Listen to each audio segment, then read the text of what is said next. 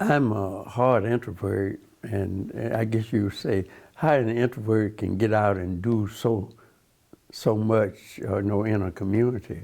The Dothan area Botanical Gardens has been in Dothan for 30 years, and many outside of the agriculture industry didn't know Rayfield Vester is the brain behind the garden. It's been a nugget in my mind because I would travel in extension to other places where they had gardens. And I said, there's a garden out over toward Mobile Way, Birmingham, Huntsville, and Atlanta and other places.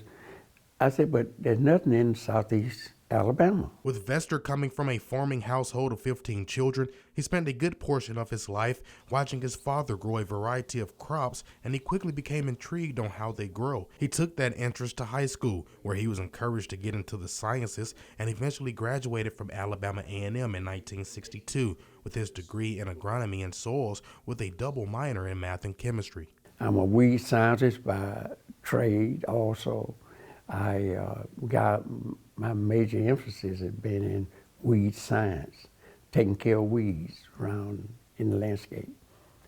So all of that intrigued me to say, well, I start a garden, it will be a place where you can put in demonstrations, and placing in these demonstrations, people can come out and see the latest technologies. The garden now has been an educational resource and is a statewide tourist attraction. It's a good gratification to know that I have placed something here that's permanent and that people from all over, in fact, probably all over the world, because we are on the circuit of gardens.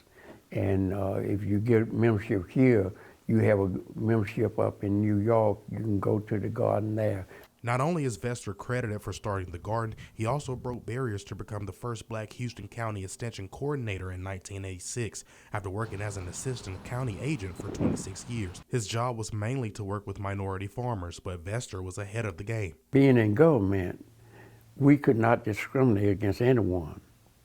So I said, I'm going to learn a certain area that I could have a slight monopoly over, and people might come to me.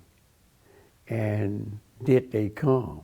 Vester says he always wanted to be the middleman and work together with everyone, which opened the door to be a part of many boards. He was the first black president of the National Peanut Festival. At that time, he says it was completely segregated with separate festivals and awards. I started making things merge a little bit, and it eventually merged to the point where there was no more black and white. There was just peanut farmer of the year and all like that. The Botanical Gardens has a new garden area known as the V Garden, where they will honor Rayfield Vester for his contributions. The ceremony's date has not been announced yet. Reporting, Robert Smith, WDHN News for The Wiregrass.